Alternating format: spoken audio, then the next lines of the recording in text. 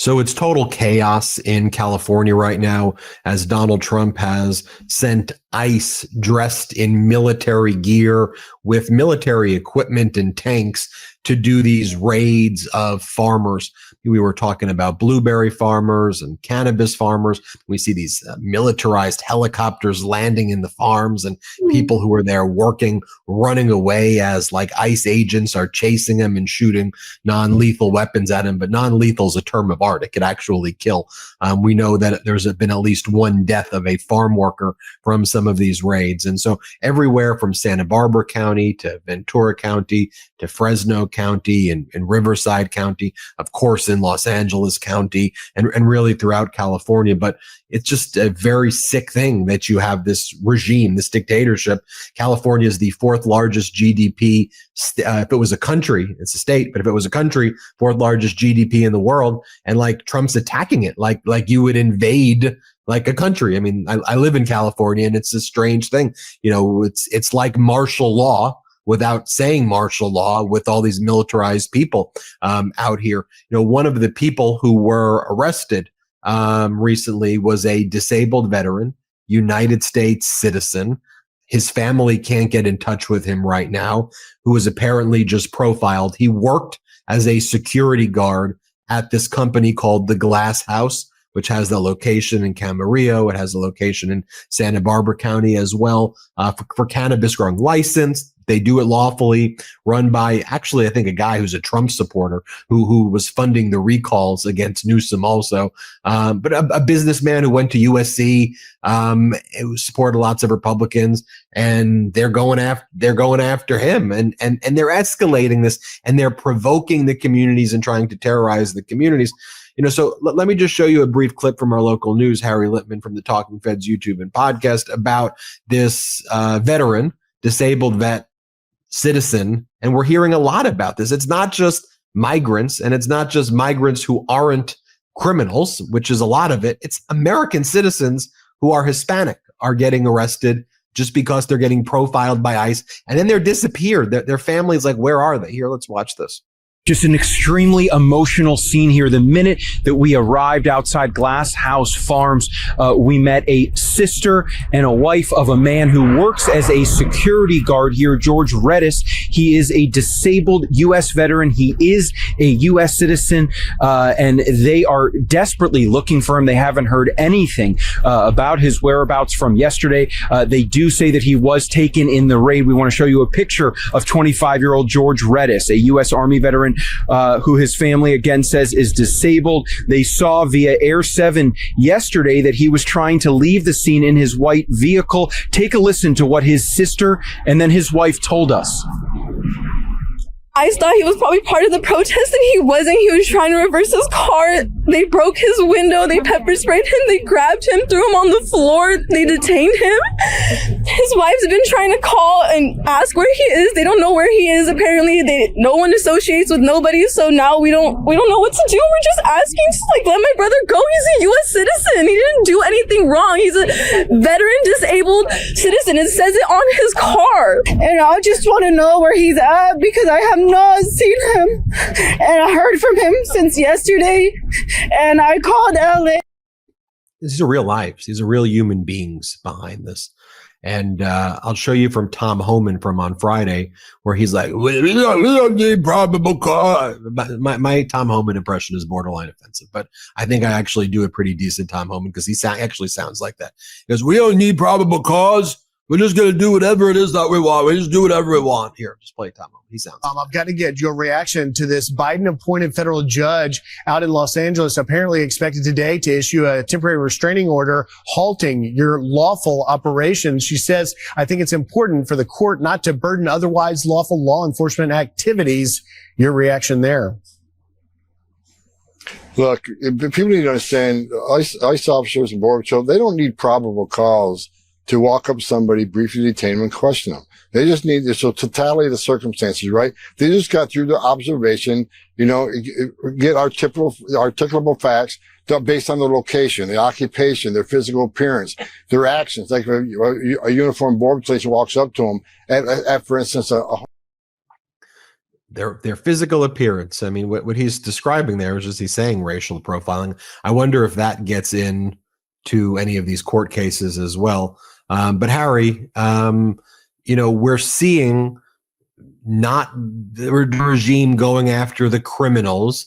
They're going after people who are not criminals. They're going to Home Depot parking lots and restaurants, and they're going to factories and vendors on the street, and they're going after American citizens. I did a report yesterday of the Alligator Alcatraz concentration camp. You got someone there, DACA recipient, 36 years old, lived in America his whole life, good job, and he got a suspended license. So he ended up in Alligator Alcatraz in a concentration camp right now, suffering, and I watch those videos, and I think, Harry, also about some of the polling that's out there right now. And, only 34% of people support Donald Trump's policies on immigration right now. 79% of Americans are pro-immigration right now. It's a very overwhelming support of America being a nation of immigrants.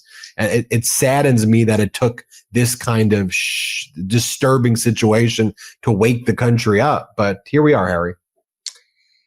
Here we are, Ben. And so it's been turned on its head, but this is disgusting and repugnant on multiple levels. First, just the Rorschach test of looking. This is our country, and you see basically military bullies in mass going in and busting heads just for starters, even if what they were doing was legit. It is foul, and that it's being done in our name is really head spinning. But second, I forgive my ire. I don't do a good Tom Homan's imitation either, but I can tell you as a former DOJ guy and a professor, he would flunk criminal procedure outright. They don't have any, what he's saying is they don't have any special powers. They're not cops. They're not law enforcement. They are simply administrative officers. And like any administrative officer, you can make an arrest if there's probable cause. Of course, if you're wrong, it gets thrown out. And what he's now talking about is what you and I, Ben, know as Terry stops, meaning if you have a reasonable suspicion. Guess what isn't a reasonable suspicion? Courts have said again and again and again. It's exactly what you say, the ethnic identity. So the ignorance of this guy on Fox News saying it really makes me want to vomit. But I assume these are the instructions that have been given to the people who are there. And by the way, if you have that reasonable suspicion, meaning there's a reason, not somebody's skin color, not where you find them.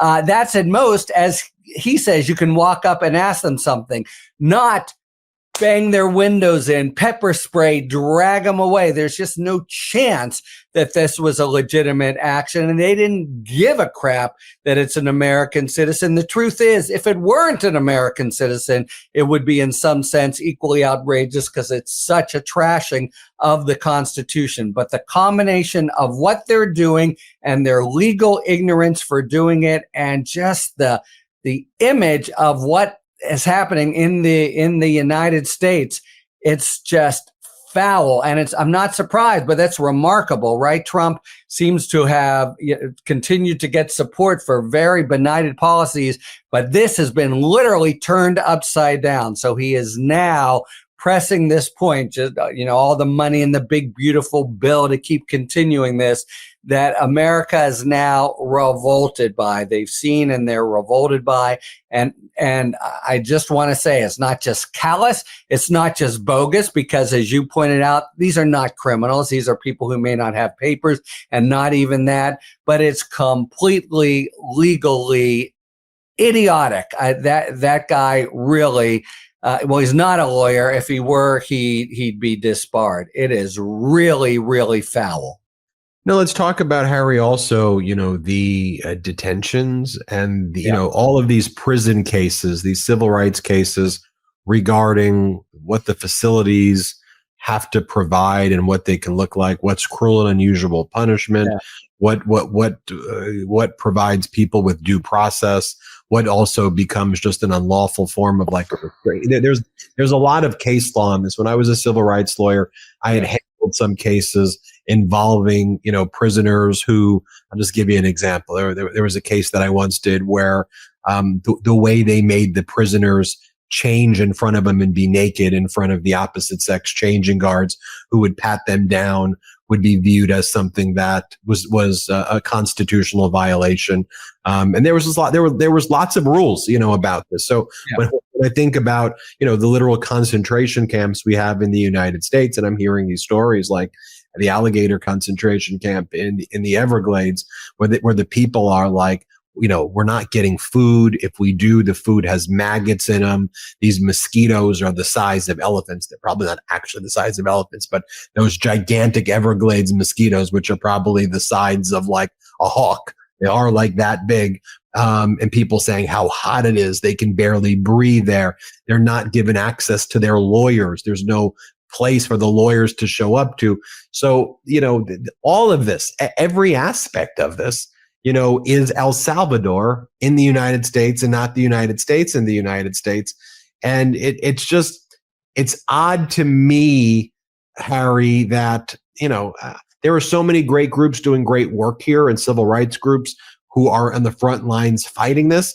But just the fact that, we have concentration camps in the United States and the corporate news is, talking about, let's talk about why Zoran Mamdani, his statement in 2009. I mean, look, the guy's talking about, he's got his platform in New York City. He's a New York City mayor candidate. We have concentration camps in the United States right now. Hello, everybody. So can you speak to just the civil rights violation? Yeah. Well, first, it's not only El Salvador and the United States. It's the United States in El Salvador. We have El Salvador reporting to the United Nations, our CCOT prison. That's all the United States. We're just, we have a contract.